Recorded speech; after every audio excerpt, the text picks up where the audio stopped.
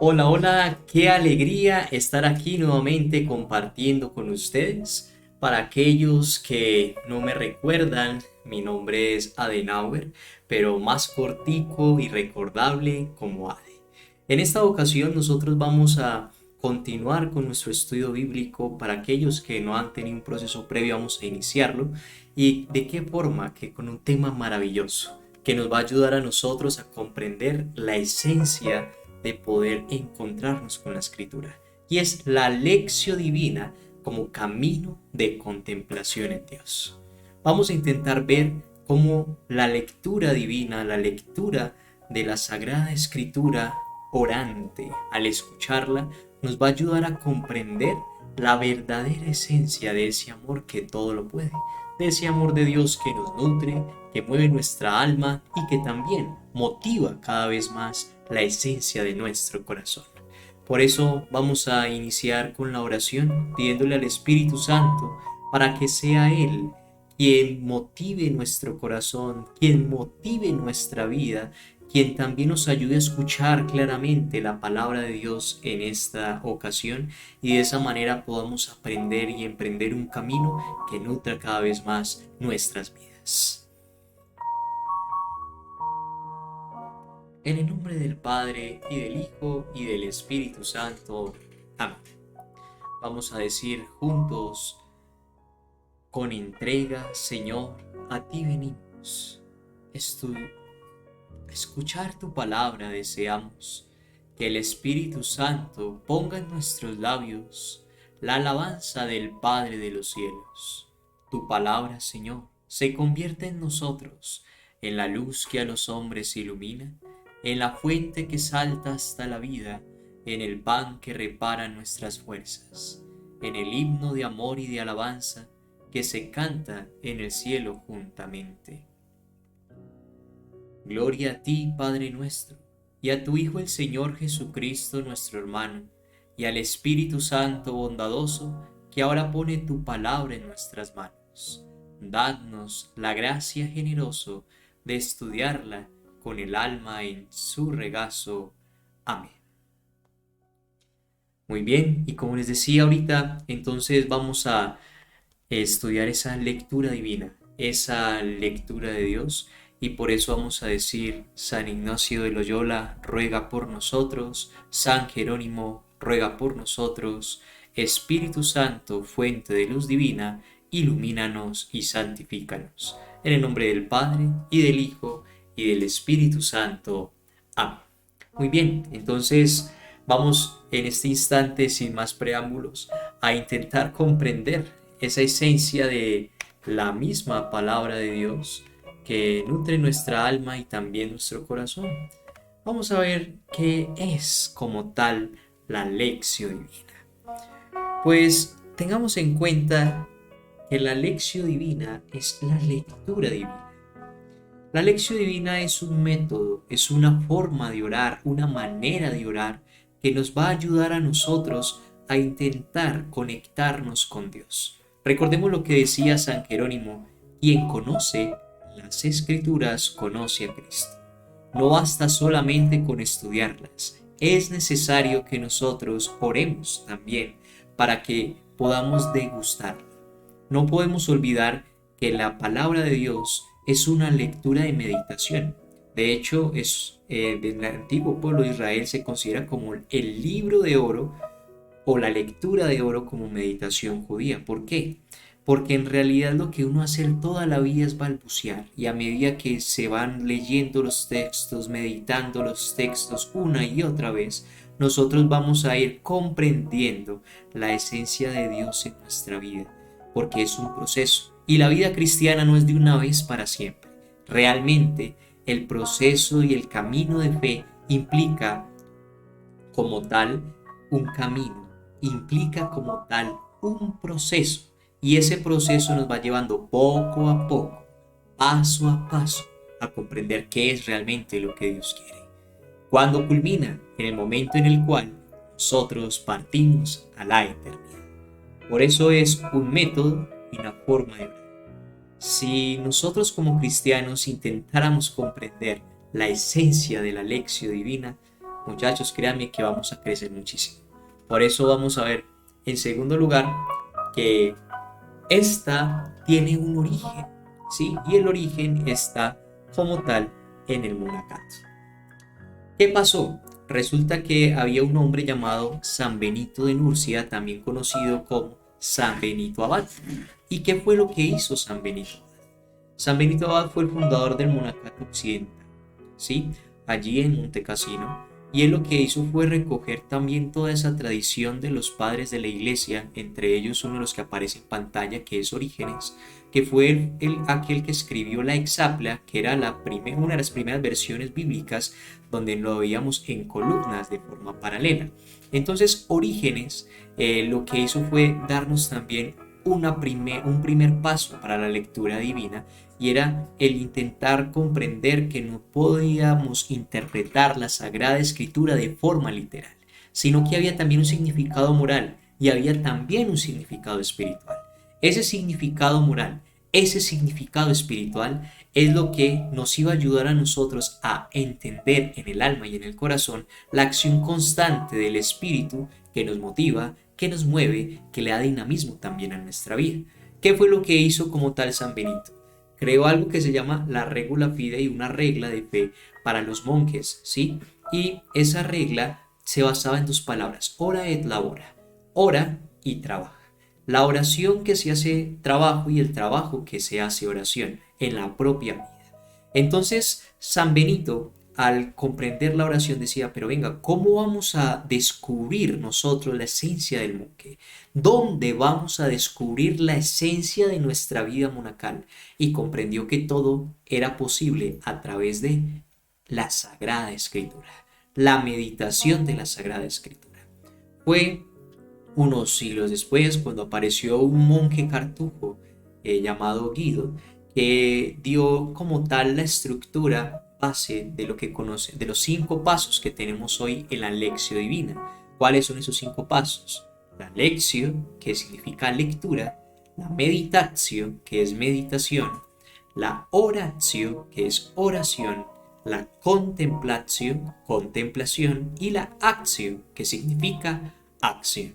5 pasos: Lectio, Meditatio, Oratio, Contemplatio y Actio. Entonces Guido lo que dijo fue, venga, para poder nosotros intentar contemplar a Dios, para poder llevar esa meditación a nuestra vida, se requieren unos pasos. Yo no puedo llegar a Dios a contemplarlo de una vez, no. Primero debo de acercarme a su palabra y, más que leerla, escucharla. Por esa razón, como lo veremos a continuación, nosotros tenemos esos pasos que responden a unas preguntas concretas. La primera pregunta es, ante la lección, ¿qué dice Dios? Esa pregunta de ¿qué dice Dios? ¿Qué dice Dios a mi vida? Cuando yo me acerco a la Sagrada Escritura, en ese momento no voy solamente a escudriñarla y a leerla, sino que voy a escuchar qué es lo que Dios quiere decirme a través de la misma. Por eso, antes de sentarnos a hacer la lección divina, hay un paso importantísimo. Es conocido como la statio o la estación. Es la preparación interior para poder nosotros disponernos interiormente a ese encuentro personal con el Señor. Y después de ello, pedir la presencia del Espíritu Santo. Yo estoy, por ejemplo, en el ajetreo de mi día, entonces me levanto, llego, me baño, me cepillo, luego me voy a cocinar, empiezo a hacer una cosa, arreglar la casa y de repente ¡pum!, me senté y una vez a leer la Sagrada Biblia. No, porque no voy a sacar el mayor provecho. Antes de sentarme a leer la Sagrada Biblia, debo de tener la statio, es decir, hacerme consciente de dónde vengo y a dónde voy. ¿De dónde vengo yo? Pues claro, vengo de hacer un montón de cosas. ¿Pero a dónde voy? Voy a encontrarme con el Señor a través de su palabra. Entonces me silencio un poco, me sosego mi espíritu y luego pido la presencia del Espíritu Santo. Cualquier oración, una oración que a mí me parece hermosísima, es esa oración del cardenal Verdier, que dice: oh Espíritu Santo, amor del Padre y del Hijo, Inspírame siempre lo que debo pensar, lo que debo decir, cómo debo decirlo, lo que debo callar, cómo debo actuar, lo que debo hacer para la gloria de Dios, bien de las almas y mi propia santificación. Espíritu Santo, dame agudeza para entender, capacidad para retener, método y facultad para aprender, sutileza para interpretar, gracia y eficacia para hablar. Dame acierto al empezar, dirección al progresar y perfección al acabar. Amén. Esa es una oración que personalmente me ha ayudado mucho en instantes donde yo voy a estudiar, cuando me voy a disponer a trabajar, cuando voy a disponer mi día, porque realmente me dispone, me dispone. No siempre es fácil cuando estamos, y más cuando estamos acostumbrados al ajetreo del día, de cada momento, no es fácil que nosotros hagamos ese estancia, pero es fundamental. Y mucho más fundamental iniciar con la presencia del Espíritu Santo, porque de esa manera nosotros vamos a poder responder a esa pregunta, y es, ¿qué dice Dios a través de la palabra? Los monjes acostumbraban incluso a grabar interiormente o en su corazón como tal esa palabra que se iba a meditar, por una razón. Así como lo dice el Evangelio de la Santísima Virgen María, que ella guardaba todas las cosas en su corazón. Cuando tú guardas en el corazón la palabra de Dios, cuando tú lees ese versículo, cuando lees ese pasaje o esa perícopa bíblica, cuando tú la lees, cuando intentas memorizarla, la guardas en el corazón, va a ser posible que la degustes mejor. Y degustarla es sentirla. De hecho, San Ignacio de Loyola en los ejercicios, en la anotación 2 nos dice, no el mucho saber harta y satisface el ánima, mas el gustar y sentir de las cosas internamente. Muy bien, entonces, al tener nosotros esta lección, que es ponernos en presencia de Dios, es escuchar la palabra de Dios, les invito a que veamos el siguiente video de un proyecto llamado Bible Project, que nos va a iluminar muchísimo qué significa ese encuentro con Él, porque es hacernos testigos para dar testimonio del mismo Dios.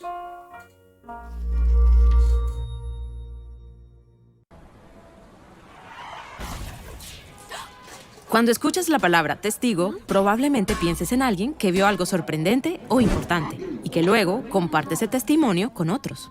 La Biblia usa la palabra testigo de esta manera también, pero aquí hay algo fascinante. Esta palabra nos ayuda a entender la trama completa de la Escritura.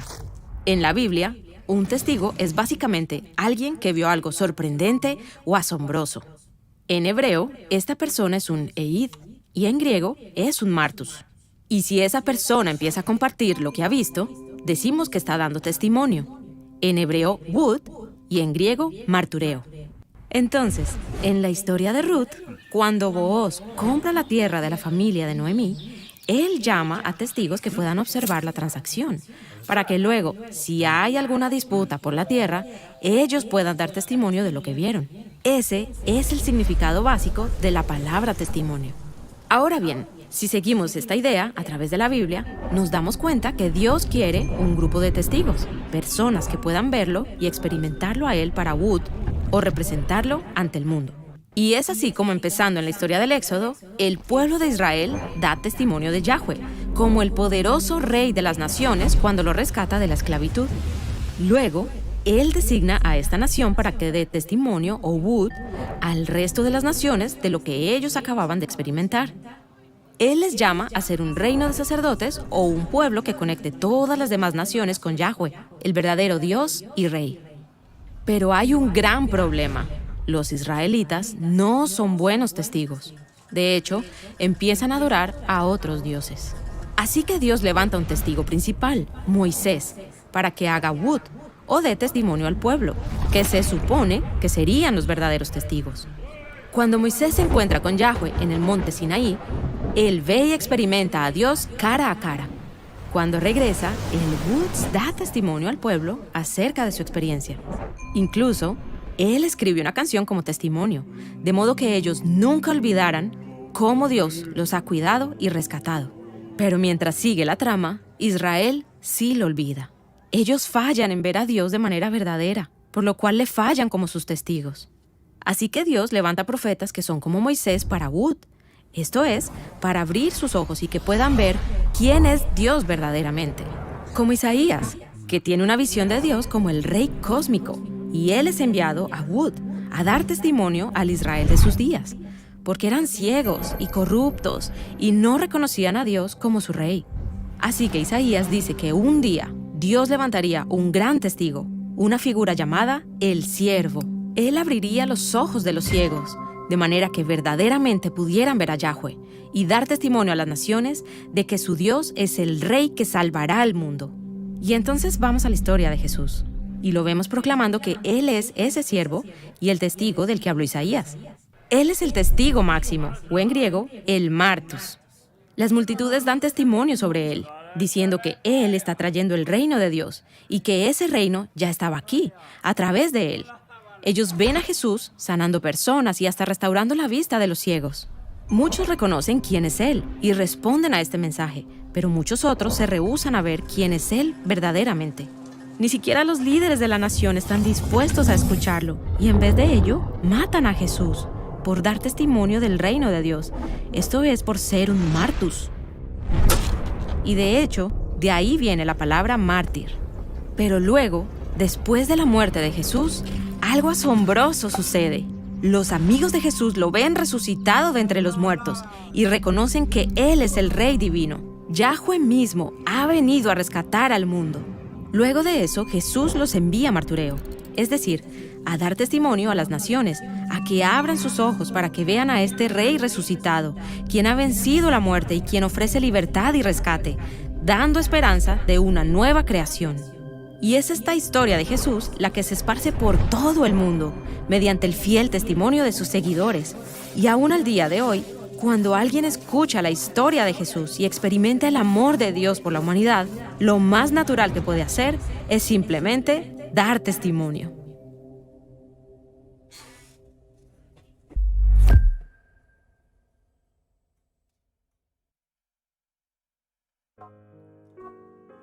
Dar testimonio. Esto es lo que en realidad a nosotros nos ha de mover. Y es lo que conecta también nuestro corazón con ese gran deseo de poder contemplar la palabra de Dios. Por eso, ¿qué dice el texto? Ese texto del cual Jesús mismo dio testimonio, yo también estoy dispuesto a cogerlo en mi vida y también en mi corazón. ¿Estoy dispuesto a ponerlo en práctica? ¿Qué dice ese texto? Por eso nos vamos nosotros para ese segundo momento, y es la meditación. ¿Qué nos dice Dios? En la meditación yo empiezo a contemplar, venga, ¿será que yo realmente ese texto que estoy tomando, qué está diciendo Dios a través de él para mi vida? Por ejemplo, si nosotros tomáramos un evangelio como el de la mujer adúltera, donde es encontrada en flagrante adulterio, después intenta ser condenada, apedreada, pero ante eso Jesús lo que hace en realidad es intentar darle la dignidad, devolverle la dignidad otra vez. Eso es lo que hace Cristo. ¿Y cómo lo hace? Simplemente dice: el que esté libre de pecado, que tire la primera piedra. Una parte de la meditación, eso dice el texto, esa es la lección que dice Dios, o sea, lo que dice el texto. La meditación nos lleva a pensar, venga, ¿será que yo estoy en el papel del que condena? De aquellos hombres que querían tirar piedra y así asesinar a aquella mujer. ¿O yo estoy en el papel de Jesús, que acoge con misericordia y levanta? ¿O estoy en el papel de esa mujer que también me siento pecador, que también me siento humillado, que me siento condenado y que por eso me postro a sus pies? Entonces la meditación nos lleva a ponernos en lugar de los personajes, a identificarlos, cómo se comportan y cómo estos también se identifican con mi vida. Es así como Dios nos habla, porque a algunos les podría decir, no, venga, es que debes dejar de condenar a la gente, porque está haciendo como esos fariseos, que lo que hacen es condenar al otro, porque pecan de una manera distinta a ellos. Ojo con eso. A otra persona le podría decir, yo te invito a que seas misericordioso, a que no te des tan duro, a que te levantes, así como Jesús o como yo, en ese caso, hablando en nombre de Dios, como yo te levanté. Si yo no te condeno, porque tú te condenas. Toma esa misma actitud de Jesús, levanta a las demás personas, ayúdales a volver a la dignidad. A otra le puede decir, arrepiéntete de tus pecados. Por eso vete en paz y no peques más. Entonces puedes sentirte agobiado, puedes sentir tu corazón triste, puedes sentir el dolor de haber pecado, pero también el amor de haberte sentido perdonado como aquella mujer. Algo muy lindo es en esa parte de la meditación es identificar con cuál personaje me identifico y qué es lo que Dios me quiere decir a través de esa acción, a través de la acción del personaje o a través del mismo contexto. ¿Qué quiere decir a mi vida? Tenemos en tercer lugar la oratio, y es qué queremos nosotros decirle a Dios. ¿Qué queremos decirle a Dios? Después de escuchar la palabra, luego de meditarla y ponerme en el lugar de aquellas personas y ver cómo Dios me habla a través de las circunstancias del texto, a través de los personajes del texto, de mi corazón ha de brotar una respuesta. Y esa respuesta puede darse en alabanza, puede darse en acción de gracias, puede darse en súplica o intercesión, o en su defecto como en adoración. Y ese es el tipo de oración. Recordemos que son 4 los tipos de oración esenciales que plantea el Catecismo de la Iglesia Católica. La oración de alabanza, que es cuando nosotros glorificamos a Dios por lo que ha hecho en nuestra vida. Un ejemplo de eso es: proclama mi alma la grandeza del Señor. Se alegra mi espíritu en Dios mi Salvador, porque ha mirado la humillación de su esclava. El Magnificat de el Evangelio de Lucas, que está en boca de nuestra Madre, la Santísima Virgen María. Pero también está la oración de intercesión. Y esa oración de intercesión es cuando pedimos piedad. Cuando le decimos, Señor, ten misericordia de aquella persona que realmente necesita de ti. Ten misericordia de mis hermanos que están viviendo una situación, por ejemplo, como esa mujer. Se sienten condenados, se sienten tristes. Estamos nosotros orando por el que lo necesita. Eso es intercesión. En tercer lugar tenemos la acción de gracias, y es ahí donde evocamos, por ejemplo, el Salmo 135, donde dice, dad gracias al Señor porque es bueno, porque es eterna su misericordia. Diga la casa de Israel, eterna es su misericordia, un salmo de acción de gracias, ¿sí? Y de esa manera llegamos también a otro salmo que es el de adoración. Por eso, salmo no. Otro tipo de oración que es el de adoración, y es donde nosotros adoramos a Dios porque es Él, no por lo que nos brinda, no por lo que nos da. Ahí viene, por ejemplo, un salmo muy lindo que es el Salmo 8, que intenta evocar como tal esa presencia y esa omnipotencia de Dios ante la humanidad. Y entonces una pregunta es, ¿qué es el hombre para que te acuerdes de él? El ser humano, para darle poder. Lo hiciste poco inferior a los ángeles. Lo coronaste de gloria y dignidad. Es ahí donde nosotros adoramos a Dios por lo que Él es, no por lo que nos da. Porque muchas veces corremos el riesgo en nuestra vida cristiana de únicamente amar a Dios cuando nos da lo que queremos, cuando responde a las súplicas en el momento en que nosotros queremos que nos responda, pero no confiamos en su tiempo. Por eso hay una frase que a mí me ha marcado toda la vida, y no solamente a mí, sino a nuestra familia, y es: Dios no gasta afanes, pero siempre llega a tiempo. Dios no gasta afanes, pero siempre llega a tiempo. Entonces, ahí vemos también cómo hay una oración de súplica, de intercesión, de adoración, de acción de gracias, de alabanza. Esa oración es la que puede brotar desde tu corazón. También puede brotar un salmo, una oración de lamentación, ¿sí? Pero dice, las 4 básicas son las que mencionamos, pero de esas se subdividen en varias más, ¿sí? Por ejemplo, de la intercesión está también o la súplica, la lamentación. Un ejemplo, el Salmo 50 o 51, ¿sí? Donde nosotros decimos, misericordia, Dios mío, por tu bondad, por tu inmensa compasión borra mi culpa. lava del todo mi delito y limpia mi pecado. Pues yo reconozco mi culpa, tengo siempre presente mi pecado, contra ti solo pequé, y así sigue el salmo. Es ese hombre que se siente adolorido por haber ofendido a Dios, que se reconoce pecador y le dice: Señor, ten misericordia de mí. Entonces, mire, ya llevamos 3 pasos. Escuchamos la palabra, la meditamos y después de meditarla, oramos. Y hay una respuesta que brota también desde nuestro corazón. Ahora, ¿qué pasa? Nosotros vamos a ver que hay un cuarto paso.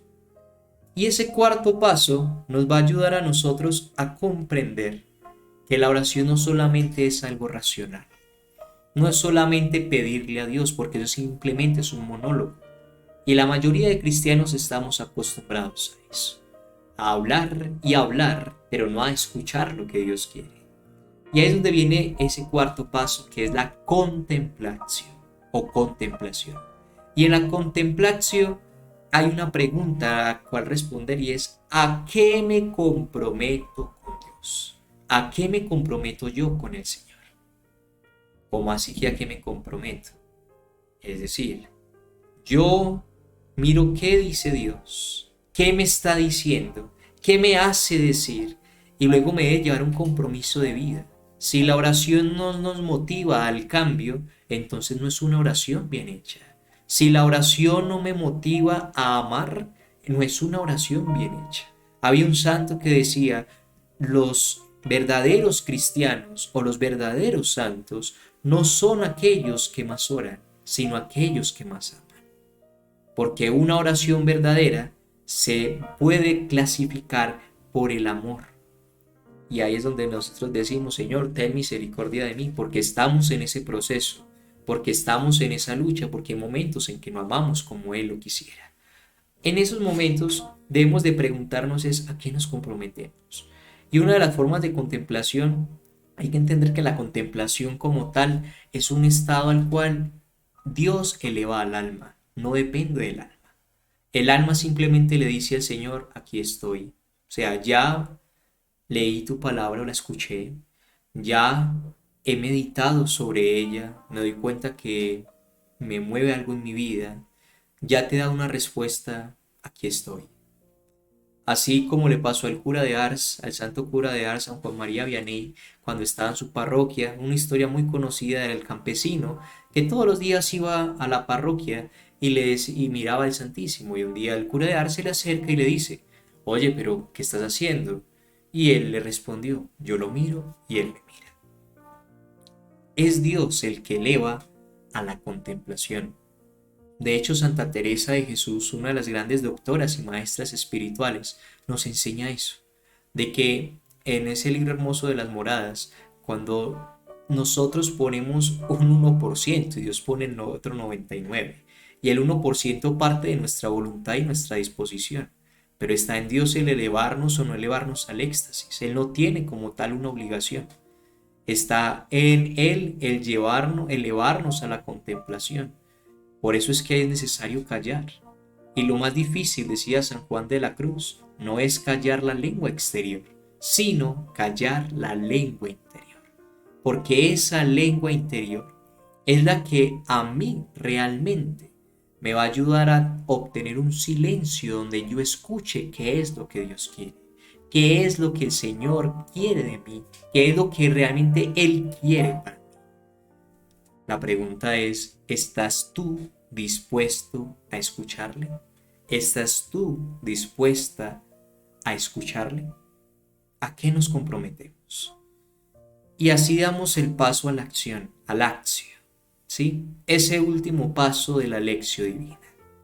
¿Cómo actúo por Dios? Allí vienen como tal 3 preguntas que San Ignacio de Loyola siempre se hacía en su proceso de vida cristiana. La primera era: ¿qué he hecho por Cristo? Segunda: ¿qué hago por Cristo? Tercera: ¿qué he de hacer por Cristo? ¿Qué he hecho por Jesús? ¿Qué hago por Jesús? ¿Qué he de hacer por Jesús? Esa es la acción.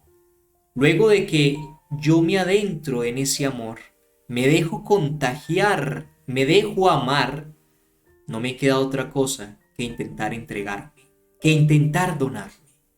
Y esas tres preguntas han de denotar o han de marcar como tal un paso a paso de mi vida cristiana.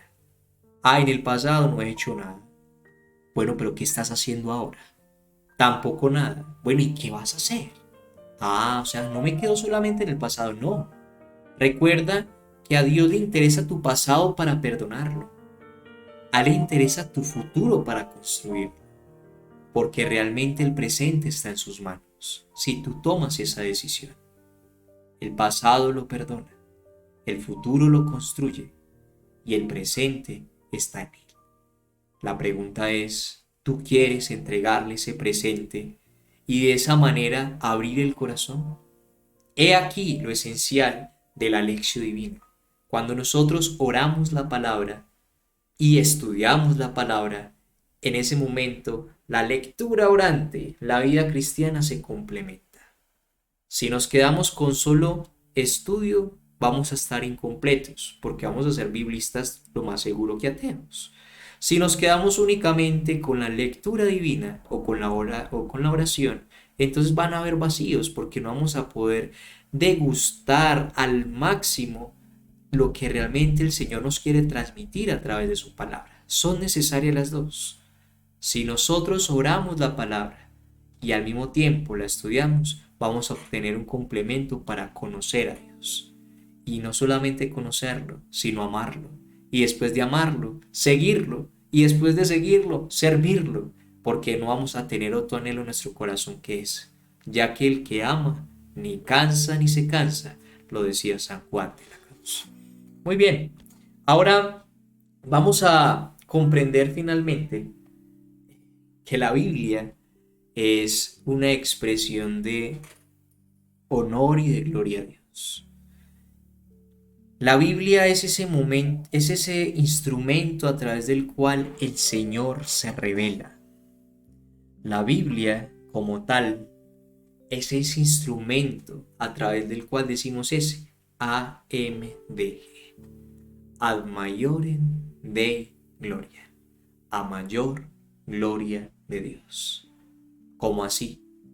Cuando nosotros leemos la palabra, pero no nos quedamos en leerla, sino que buscamos vivirla, todo lo que hagamos, todo lo que pensemos, ha de estar construido y constituido para la mayor gloria de Dios. De hecho, San Gregorio Magno, que también fue benedictino, él decía que solamente logramos comprender la palabra de Dios cuando la ponemos en práctica.